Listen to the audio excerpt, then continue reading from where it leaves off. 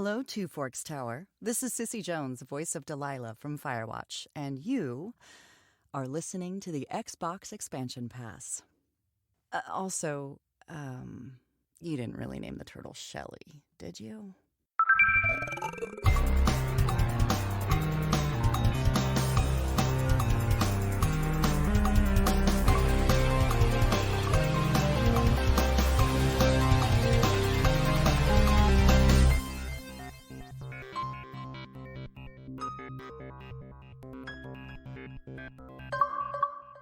Welcome one, welcome all to episode 77 of the Xbox Expansion Pass, recorded on Sunday, April 4th, 2021.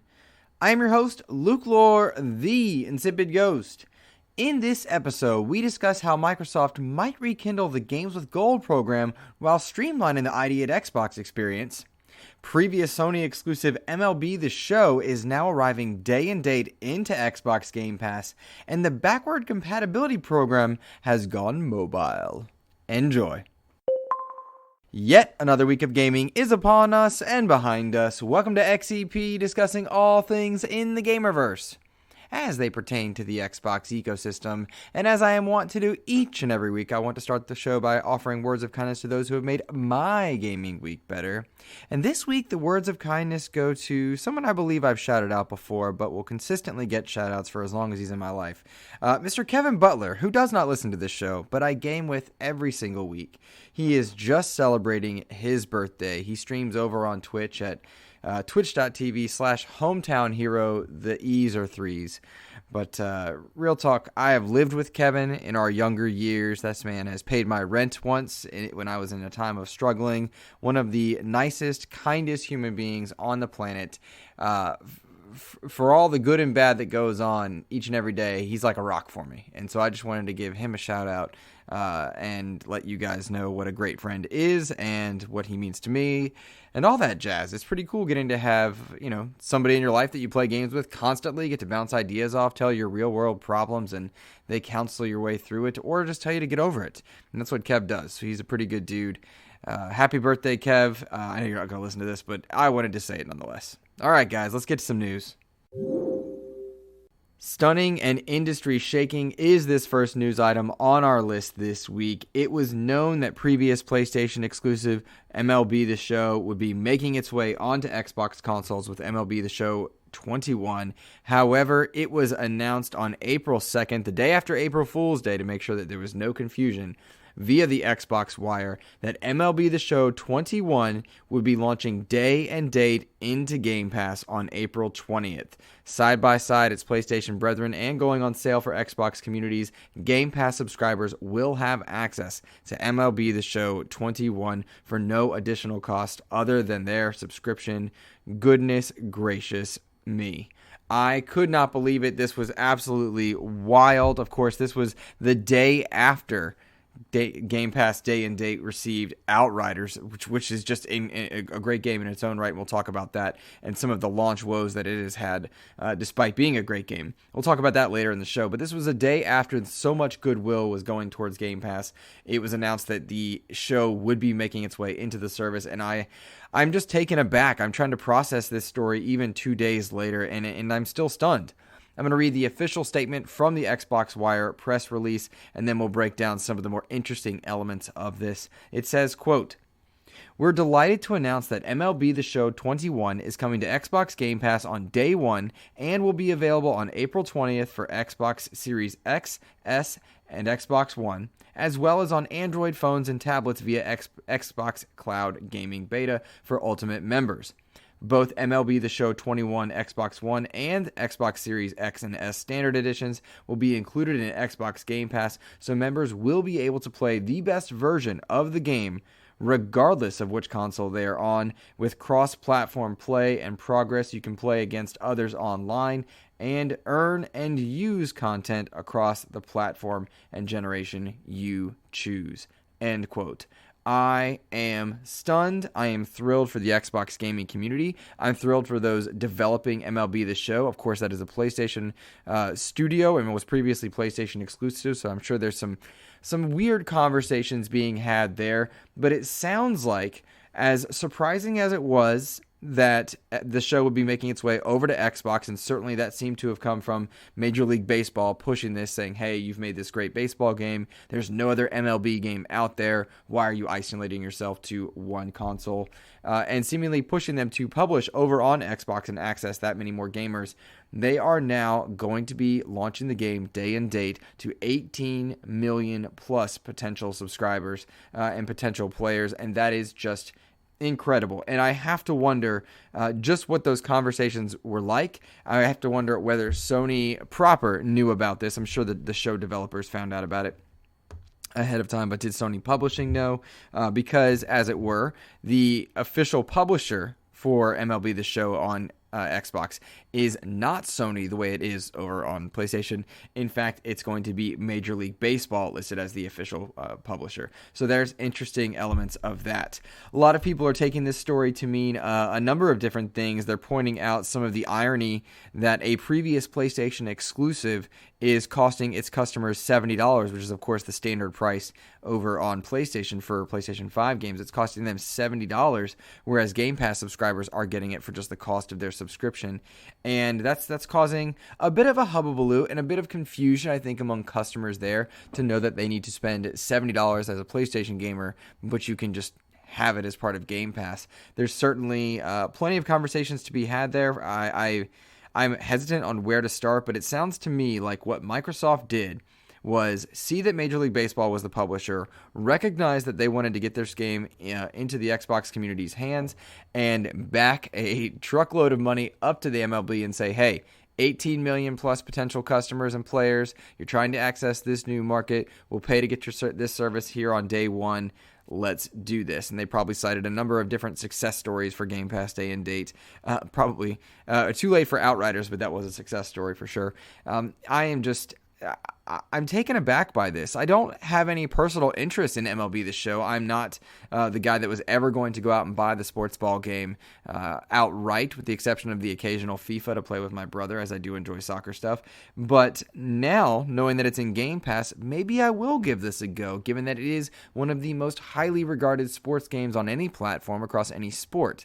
There's a lot of goodwill being generated with the Xbox community here, and people that are going to be potential purchasers of content for the game, of checking out the game in the future. We'll have to see if this launches day and date next year, but they have really had, if you'll forgive the pun, a grand slam with this one, and it's got to be incredible. Also incredible here is that it's got smart delivery, so whatever system you're on, you'll get the best version. You don't need to worry about upgrading any type of version therein. As far as pre-ordering the game, I know they have some cool Jackie Robinson stuff if you pre-order the game, and you can still do that here on Xbox as well. But I mean, why do that if you're getting the standard edition for free and it's smart upgrades to the Xbox Series S and X accordingly? Also, your progress will carry over if you decide to go mobile via xCloud.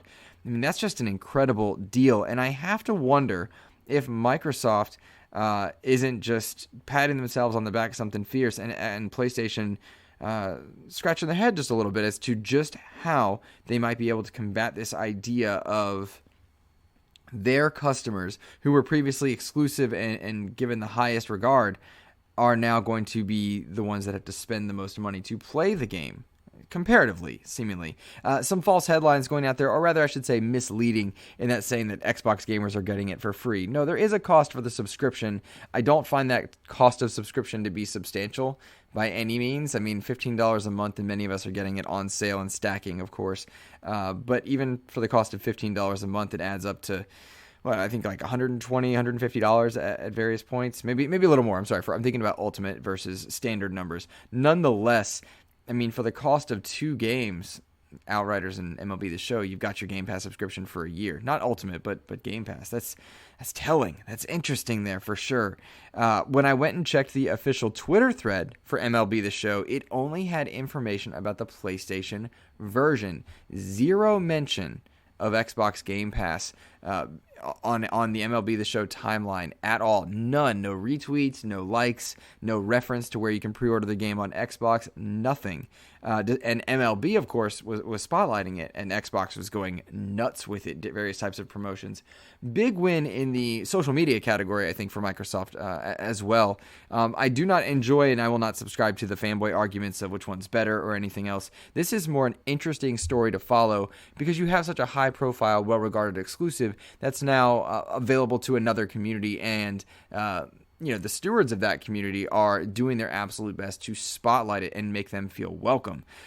Man, that's just an interesting story. Todd Oxtra wrote in on this one, and he said, do you feel like Microsoft will be as aggressive with third-party deals on Game Pass when they have a steady stream of first-party releases? So he's thinking down the line, similar to how Netflix has trimmed out and almost all non-Netflix properties in their library. That's a good question there, Todd, and I'm gonna go there in a bit. But I want to point out some of the potential benefits of this MLB The Show deal and then kind of use that as a segue into answering your question.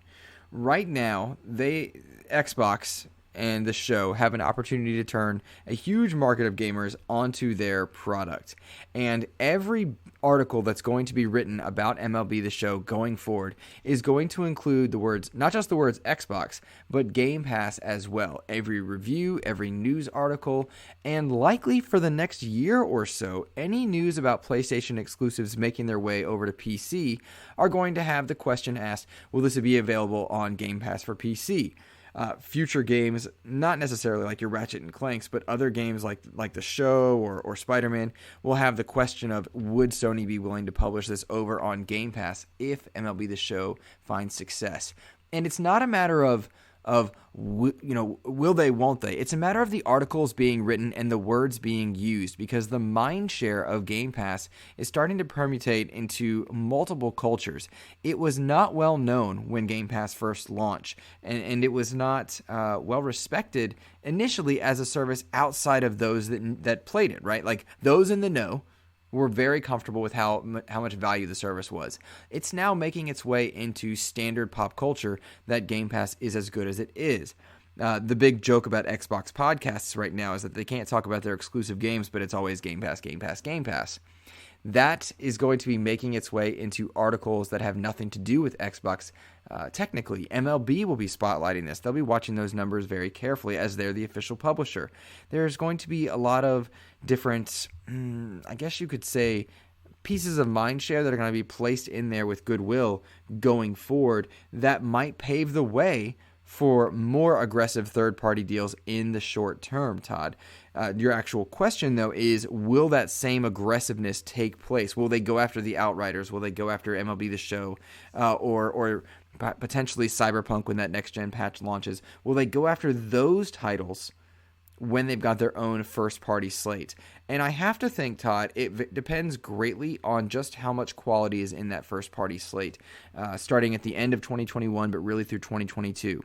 By 2023, you would expect that they would not be ambitious with those third-party deals, and you would expect it to flip almost. That third parties would be going to them and saying, hey, can we get 6 months in Game Pass? Can we get 4 months in Game Pass? How much to keep a year in Game Pass? Can we cut a deal here and there? Because, of course, any money spent from a Game Pass member purchasing that game, there's 10% off. There's some sales stuff going on there. If the game has microtransactions, you're opening it up to a future audience to spend in that realm. There's a lot of pieces to that puzzle as well. But for the short term, Todd, I do not see Microsoft stop being anything but aggressive on these third-party deals. If their slate in 2022 looks good, we're talking like Hellblade 2 good, then I would fully expect them to start cutting back just a little bit. They need about 2 good Game Pass stories per quarter, whether that's homegrown or outsourced. Once their first-party studios are really in full cadence and they've got a game a quarter coming out of Microsoft Game Studios, then I can certainly expect them to back off just a bit more. So for the next 2 years, I think you're seeing deals being made. After that, I think it's going to fade significantly, and you are going to see that Netflix switch. I would argue, though, because you brought up the Netflix analogy, that Netflix is less appealing now than it's ever been. in the digital era, because they're not getting those exclusive shows, save The Witcher, that are high profile for this type of community, for the gaming community, I should say. The Disney stuff's gone. The WB stuff is making its way over to HBO Max. So the superhero genres are out. The sci-fi genres are out of there. And so they've got a few shows like Lost in Space and The Witcher, but I'm just not sure they've got the mass market appeal for the big stuff, for the big new stuff, I should say. We'll see. I'm interested to know for sure, but I'm wondering if Netflix themselves doesn't need to start cutting some of those more aggressive deals once again. COVID certainly changed some of those aggressive deals for the filming industry, not the gaming industry. That's changed in a different way. But for now, I like the analogy. I like the question. Guys, let me know what you think about MLB The Show 21. Are you a PlayStation gamer? Were you planning to check it out? Does this sway you to perhaps check it out on Xbox? And if you're an Xbox gamer, let me know if you're planning to check out the show. It's not my kind of game, but I mean, there's no negative in me trying it now. I am a Game Pass subscriber. Why not? Let me know, guys.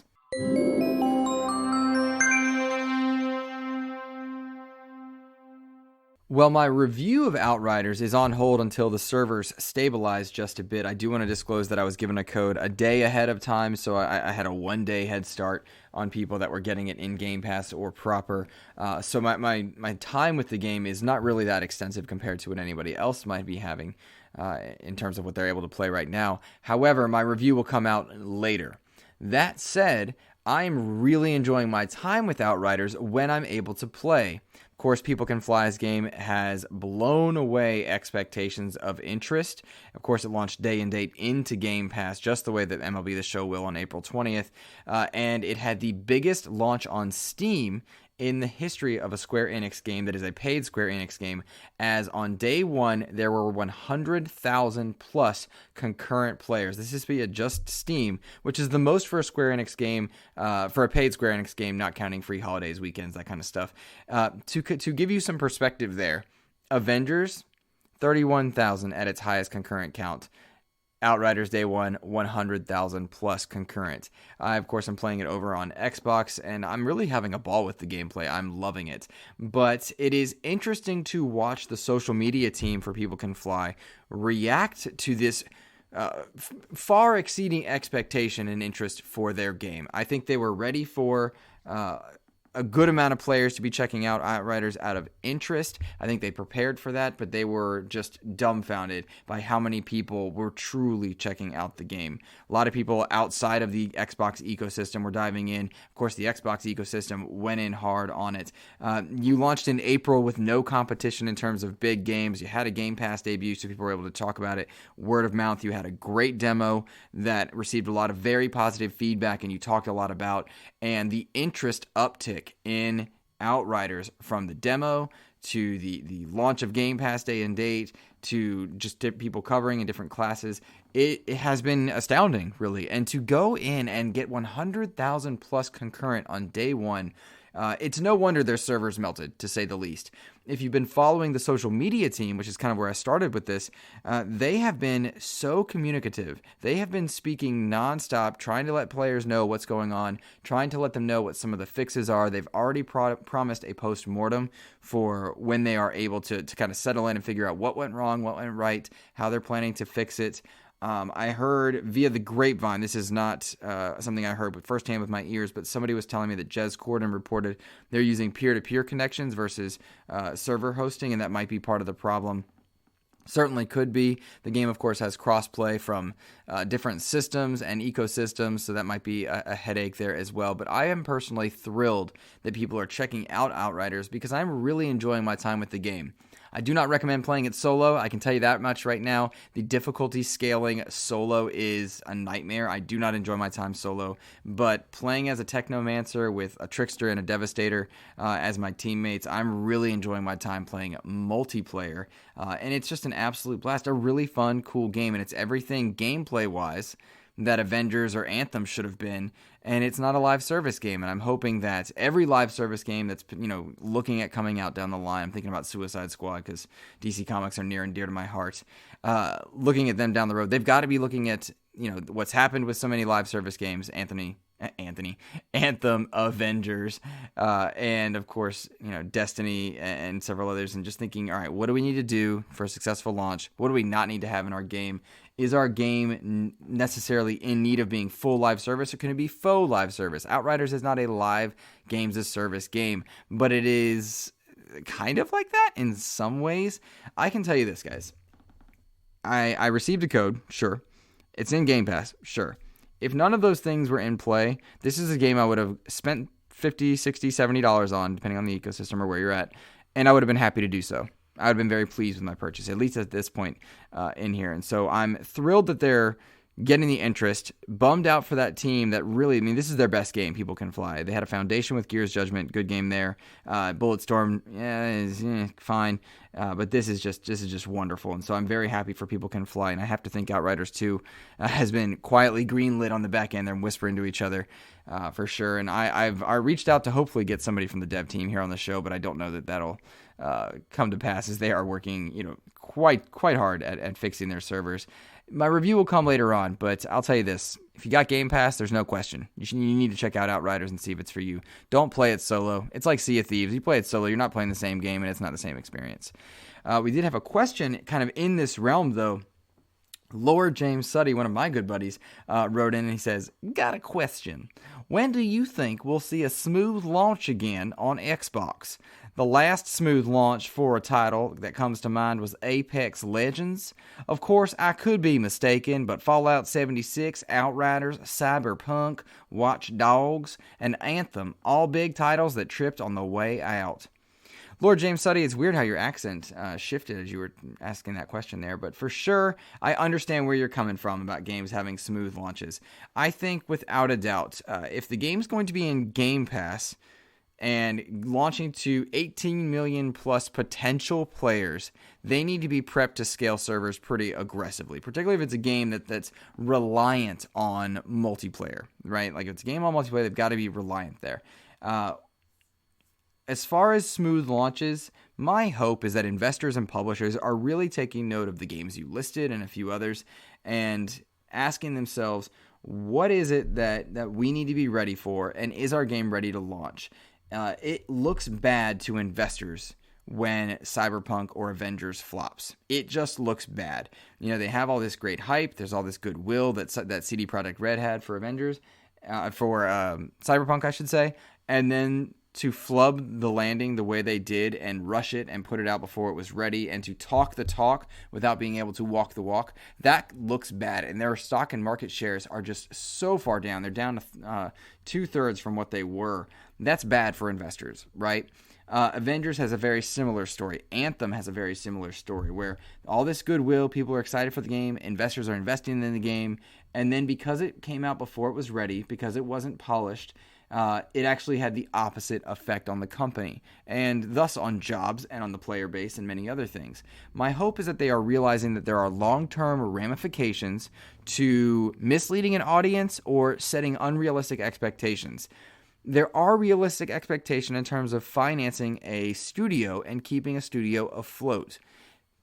Prepping the people that are paying for that, though, the investors, properly is key and necessary. And this is very good armchair analyst stuff. I'm sure the complexities go far further. But my hope is that every major studio head is saying to themselves, okay, how can we offset costs if we're not ready to launch and we need to delay the game? How can we let people know in a way that's not egregious? And how do we do it right? Gotta say, Outriders did a lot of things right, demo, all that stuff.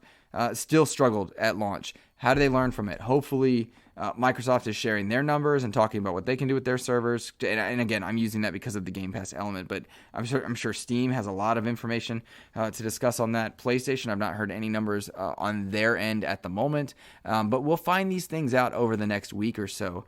But if I'm watching a game like Halo Infinite, I'm not doing it before it's ready. The damage was done when the delay on Infinite came. When it's ready. Everything needs to be when it's ready. Starfield, I don't know what the heck your kind of game you are. When it's ready. Do not make the Cyberpunk, the Fallout 76, the Anthem mistakes. No Watch Dogs Legion mistakes. Launch the game the way you want it to be launched. Be honest with your investors and your consumers. And I think there's more money to be made in that. but maybe I'm a touchy-feely and off base there. Who knows?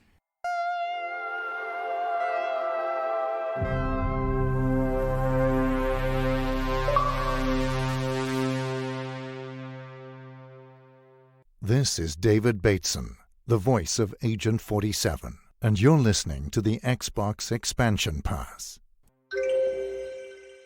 Time to go mobile. That's right, original Xbox and Xbox 360 titles are going to be hitting Android xCloud and iOS xCloud coming in future, teased Phil Spencer. Not too distant future, I should say.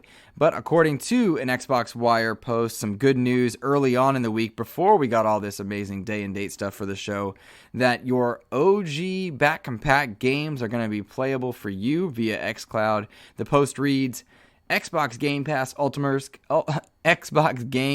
Ultimate members can now tap into a collection of favorites from the past in a whole new way, right on their mobile devices, turning them into retro handheld game systems. 16 original Xbox and Xbox 360 games are available on Android phones and tablets, with more coming soon.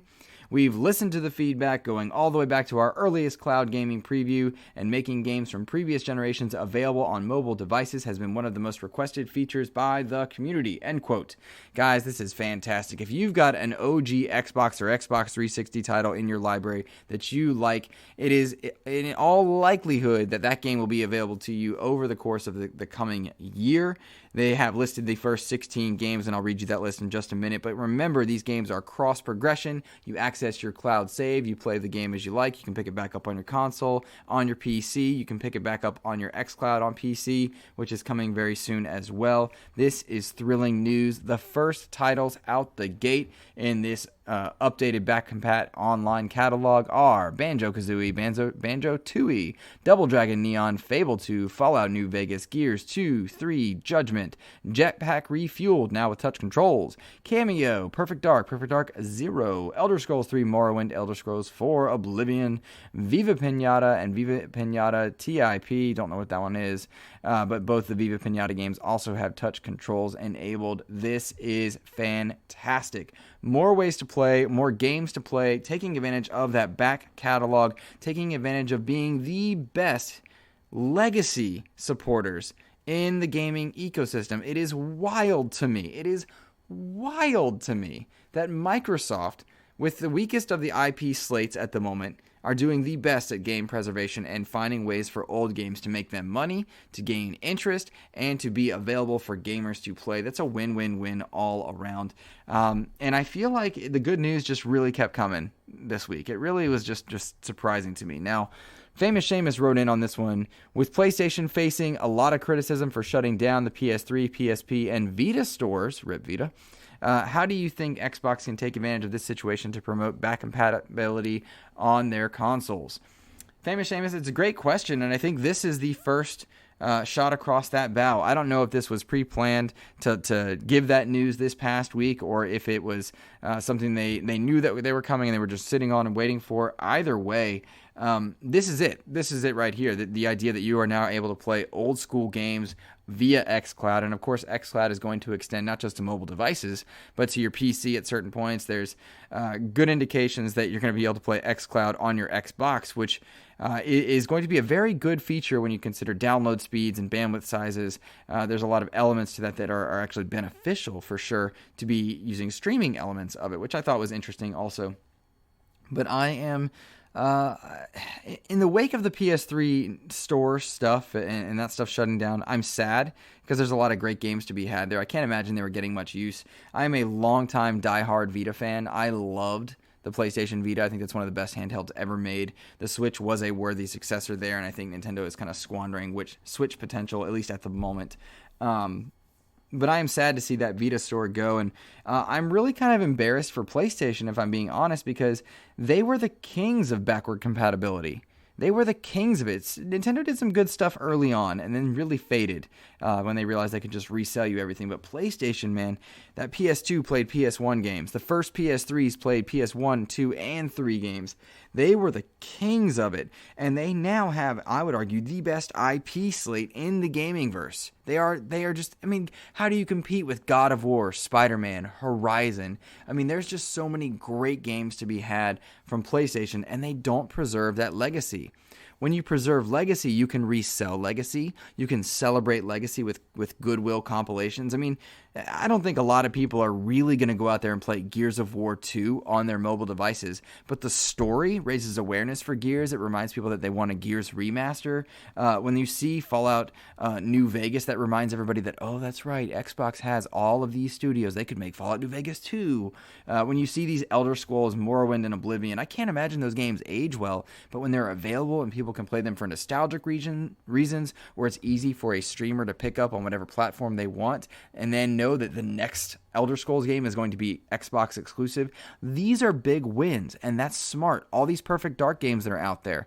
If a streamer goes on, it's like, man, Perfect Dark Zero is pretty trash, and he talks all about that, she talks all about that, and then people and their audiences know what Perfect Dark is.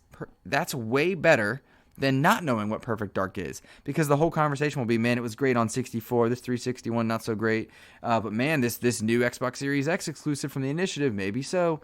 That's a smart move there. Viva Pinata, that certainly deserves a new life as they're trying to somehow appeal to more family-friendly games in the Xbox ecosystem. I'm saddened to see PlayStation getting or having to shut down these stores and make some of those master files less available. It's a shame. It makes perfect sense why they're doing it, of course. Jim Ryan and the PlayStation crew have really just stated outright and shown in their actions that they're not interested in legacy at the moment. That will change. Make no mistake, that will change as money and interest and goodwill shift around a bit. But I'm thrilled for Xbox to be doing stuff like this. And I think this was the shot across the bow at saying, hey, you know, they're ditching stores. We're opening them up. We're showing you more ways to play. By the way, you got Game Pass. You don't got to pay for these. I mean, that's just how they're doing it. And PlayStation does a lot well. They've been getting kind of hammered in the communication department in the last week or so. None of that matters, though, when you can sell God of War Ragnarok 2. So until those IP are more on equal footing, all of this stuff, it doesn't quite equal out. Now, it doesn't quite. There's certainly a lot to celebrate on both ends, but it doesn't quite equal out. Either way, let me know if you're going to be playing games on xCloud. I am curious. Of course, you can write me InsipidGhost@gmail.com or InsipidGhost on Twitter.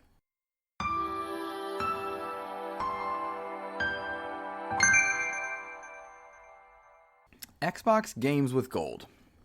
Games with Gold has gone through a very strange journey thus far. Of course, Games with Gold was released in the Xbox One generation specifically to combat PlayStation Plus and the negative goodwill that the Xbox One had. Remember, the Xbox 360 was just on top. Summer of Arcade, everybody was playing multiplayer games there, Call of Duty, Halo, Gears. I mean, it was the place to be. And then round about time when PlayStation and Sony, as well as Microsoft, tried to get in on that Wii craze for family-friendly, for motion controls, and they had the Kinect and then the Move controllers, and it seemed to shift, and the attitude towards Xbox seemed to shift. With the priority of the Xbox One Kinect 2.0, adding cost to the box, people really soured on Xbox One, and the engagement was not there. A response to that was to open up the Backward Compatibility program and to open up something called Games with Gold. I remember this announcement and being impressed by it because it was free games just for being a Gold member, the same way that PlayStation was doing PlayStation Plus. This is commonplace now, but when it was news, it was pretty incredible. Well, that program has ebbed and flowed in terms of the quality of games that have made their way in. We have some decent months and some pretty bad months, and PlayStation has been doing a fantastic job about putting great games into their service, some of them day and date new, coming right out. Destruction All-Stars, Fall Guys, the new Oddworld Soulstorm is coming out day and date in this next month. Meanwhile, Games with Gold is getting like throwaway Xbox 360 games that people are not interested in, like Dark Void. Troy Baker's in Dark Void, fun fact. And a few other just kind of forgettable ones, or ones that are so dirt cheap it doesn't really feel that like it's that much incentive to be subscribed to Xbox Live Gold. The caveat being, they've been sending quality titles all day over to Game Pass. And that's been the interesting thing. You go on any Xbox podcast every week, it's Game Pass, Game Pass, Game Pass. For good reason, of course, but even I'm tired of saying those particular words. Games with Gold has been the opposite conversation. Ugh, another month of Gold. Ugh, not so great. Most people don't even download them, what have you. So my thought process was, how do I take a look at the different elements of Games with Gold, a waning service, I think is fair to say, and the ID at Xbox program that I have argued is a fantastic program with a difficult name, and there's a difficulty in spotlighting the games that make their way into the Xbox store and ecosystem by way of ID at Xbox. Of course, we found out last week that there's like $2 billion that's been made, 2,000 titles through the Xbox, or the ID at Xbox program. But how many people are aware of them? How many people know about them? So I pitched this on Twitter, and I'm really going to read some of my tweets to you guys and just kind of augment them. But I want to send this your way mentally and see if anything I'm saying makes sense. It's a fun thought experiment, if you will. The fix for Games with Gold is to ditch the current format, and instead, every month, it's 3 to 4 indie games that are going to be spotlighted, not only by being free via the subscription, or as part of the subscription costs. There are dev interviews and Let's Plays across the various social media platforms for Xbox that they're spotlighting. All of them are free to Gold members, and Gold members have chances to write in questions to the developers for these Let's Plays and interviews. At the same time, Microsoft activates an instant game collection with Microsoft exclusives very similar to what PlayStation Plus gets. If you're unfamiliar, PlayStation Plus, when you activate your membership there, you have access to a host of incredible PlayStation titles, if you're using a PS5, of just wonderful, wonderful titles that have been curated by them that are their own first-party works. Like God of War is in there. Like, that's just incredible to me. You just subscribe to PS Plus, you get God of War, one of the best games ever made. Microsoft could do something equivalent to that with Games with Gold. It's an indie spotlighting service, but you also have access to Halo Wars, to Halo Infinite, to Gears of War, to Sea of Thieves, etc. Because many of these games do live on or are augmented by microtransactions in some ways, but really just having a healthy community and healthy mindshare that goes with it. This is not necessarily meant to compete with Game Pass. It doesn't hurt Game Pass if more people are playing Sea of Thieves or Halo Infinite or anything else. So you have an instant game collection with Microsoft exclusives that subscribers get. Then that gives you an Xbox experience, and it's another incentive for Game Pass as you see sequels of the many games that would be available in that instant game collection go to Xbox Game Pass. That, to me, is a brilliant win. You've got the indie games that are getting the spotlight, the ID at Xbox program that is understated and underrepresented in the mindshare of the people. They are now front and center. You could maybe have some of these indie games, you have one come out every single Wednesday if you have Xbox Games with Gold. If you have Games with Gold, then you have a new, fresh indie game that's getting the spotlight every single Wednesday. Or maybe you shift into a week of arcade every single week. April week of arcades, May week of arcade, or if you don't want to do summer or winter of arcade, what have you. But the idea is to get rid of the stigma that bad AAA games are going into Games with Gold, which seems to really haunt Games with Gold, right? Meanwhile, Game Pass and PlayStation Plus are just thriving. And also, you don't have Gold competing with Game Pass. You don't want that. That's not a healthy thing to do, is to compete with yourself. But you make it an indie spotlight service bundled in with being able to play online and celebrate indie games in the way that Summer of Arcade and some of the other initiatives once did. That's my dog. She's excited about it. Let me know what you guys think about this potential fix, the idea of Gold becoming an ID at Xbox spotlight every Wednesday with a new game, and there's an instant game collection that helps celebrate some of the first-party Microsoft things. I believe in that kind of a program, and I'd like to see it happen because I've argued that Games with Gold needs to go away. I've gone on the other side of that fence here and there. I certainly believe that the ID at Xbox program is brilliant and yet understated and understood. That's a weird way to say that. Let me know if I'm off base here. What do you guys think? I often end news cycles by asking what the audience thinks. Remember, you can write in InsipidGhost@gmail.com or tweet at me at InsipidGhost, as so many of you did this past week, and I'm going to get to some of your questions there. If you are listening to this episode, in the Monday that it is out, there is a contest going on right now on my Twitter feed that ends on Monday, so you won't have much of a window of time. But I'm giving away a code for Outriders with the pre-order bonuses as well. You simply need to screenshot a picture of you subscribe to youtube.com/Xbox Expansion Pass or on your podcast service of choice, or you can tweet me your iTunes review. Those iTunes reviews go a long way. And even if you're not an Apple user, you can make a quick account on your PC and do it that way. That's what I did for my friends because I'm not an Apple user myself. But it makes a big difference to small shows like mine. And it's always appreciated when people do that. All right, let's get to some questions here. This one comes from my old friend, Mr. Blaze Knight. He says, do you think Xbox can overcome the no game stigma with its current roadmap? That's a great question, Blaze Knight. I don't know what that roadmap entails. Certainly that stigma is going to be overcome. It's already false. It's like a false stigma. There are so many games available on the Xbox catalog of devices, Game Pass, xCloud, etc. But that stigma is deservedly there for some troubled times, notwithstanding. You can't have a year where State of Decay, Sea of Thieves in its launch state, and Crackdown 3 are your best, biggest guns. You can't have that and not pay the price. And they are paying the price long term, which is no longer deserved at the moment for sure. But the moment you get the Hellblades, the moment you get the next games like Avowed and Fable and all the Bethesda slates, once those come out and they're exclusive, that stigma will fade. I think it's going to be there for a while. It's the bed they made. And it's a false narrative, of course, at this point.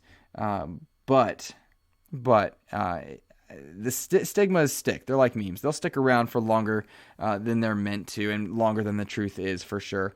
I'm thinking a lot about this and why it's an easy question. I've already answered it, but there's something about that no game stigma that just it's kind of it messes with me just a little bit, because I've seen the efforts from Microsoft work, and they work so hard. And you think about some of those dud launches like State of Decay and Sea of Thieves, and Sea of Thieves has got 20 million plus players now, and State of Decay did really well with its Juggernaut edition. And I mean, they've turned that ship around pretty heavily, and gamers know, like gamers of the ecosystem know that that's not the narrative any longer.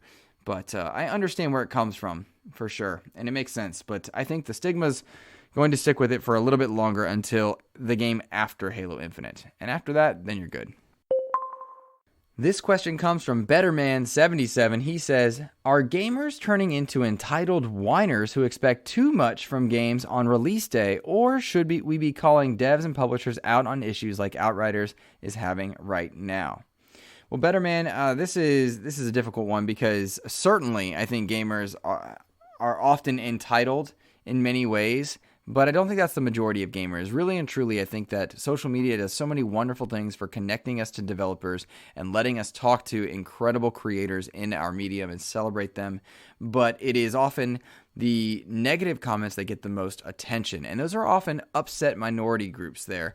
And I should be careful with the wording. What I mean to say is, like, the people that are actually upset are in the minority. That they are in the minority. They are not the masses that are in play there at all. And I think the majority of gamers that are paying attention to this story with Outriders, as you brought up, are well aware that they're doing their absolute best, well aware that they quadrupled their expectations, and that's great for them, right? It is frustrating, especially if you took time off work and whatnot.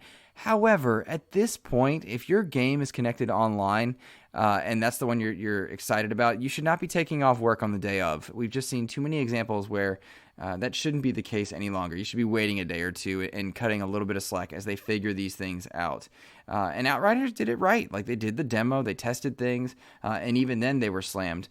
But turning into entitled whiners, I don't know that I buy that. I think it's just a small group of people that are louder online. I don't subscribe to or follow any of the conversations of the ponies versus the bots. I'm not interested in that. And I mean, I certainly, as you guys know, I play on everything, and I play with people who are cross-playing, and I don't give a hoot what plastic box anyone's playing on, and I don't make any money extra from covering an Xbox show. I don't make any money from dissing Sony or vice versa. None of them are, I'm not on either of their payrolls. It's just a matter of personal interest. And so I don't think there's an entitled group of whiners that is growing. I think it's more that we're hearing them more, and we often retweet or spotlight or respond. And the easiest thing to do, mute them.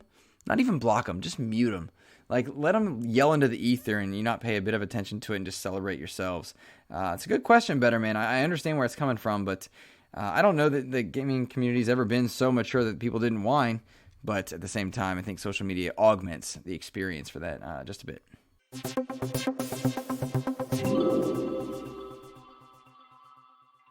This last question to close out the show will be coming from Edward Varnell. Now, Edward, I do want to let you know that I have reached out to Limited Run Games for your question from last week about why they do such a great job at spotlighting Nintendo and PlayStation games, and there's no Xbox representation.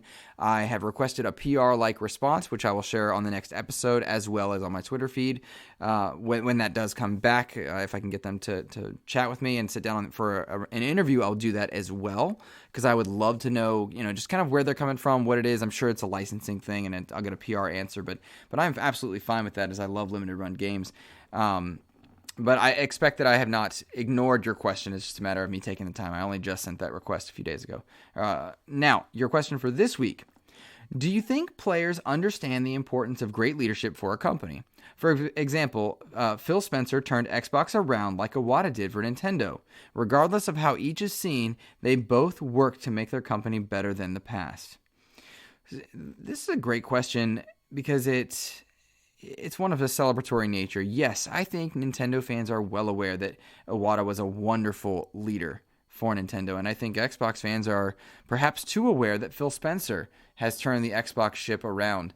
The "in Phil we trust" memes that tend to go around. Sometimes we evangelize Phil Spencer as being more than a man and more than a great businessman and great gamer. He is those things. He certainly is those things. He did steward and guide the Xbox ship to success after it was really in rough waters.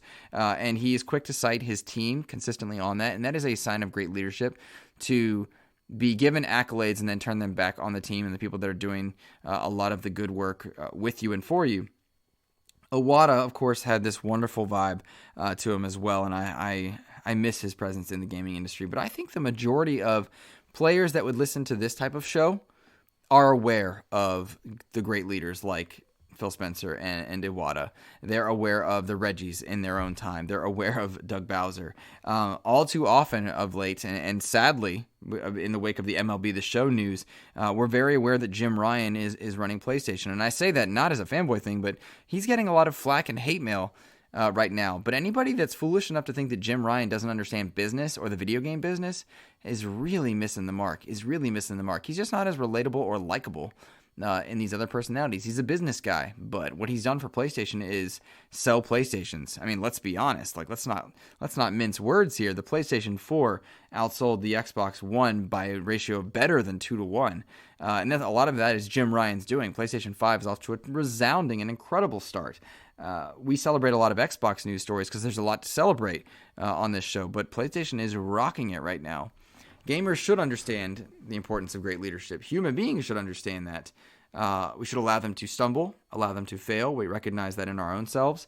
But I don't think we're at a loss for praise for Phil Spencer, for Iwata, for Doug Bowser, or for Jim Ryan as well. Different approaches, all success stories. That's going to be it for XEP this week. I hope everyone is having a wonderful week, and this kicks it off well for you. Thank you guys for listening to the show, reviewing the show, sharing the show, etc. I'm hoping to actually try and get back on and guest on a few more podcasts. Of course, on the side projects, we'll have another episode of Cast Co-op being recorded with Ainsley Bowden, myself, and Joseph Moran. Episode 2 of that will be going up on the Season Gaming feeds. XEP, of course, is weekly. And I don't know. I'm debating if I want to start reaching back out to other bigger shows once again. I've had the good fortune to guest on Kind of Funny's XCast once before. I'd kind of like to do it again. Do I reach out to them on that one? I don't know. I'm debating. Do I want to try and talk to a few more bigger podcasts and spread my wings a little bit, or am I happy where XEP is? I'm quite happy at the success thus far with the show, and I appreciate all of you listening. I'm just trying to find my way there, and I always tend to take you guys on that journey and through my mindset as well, so I appreciate you guys being with me. That's going to be it. I hope you all have a wonderful week. Take care. Play some games. All the best, guys.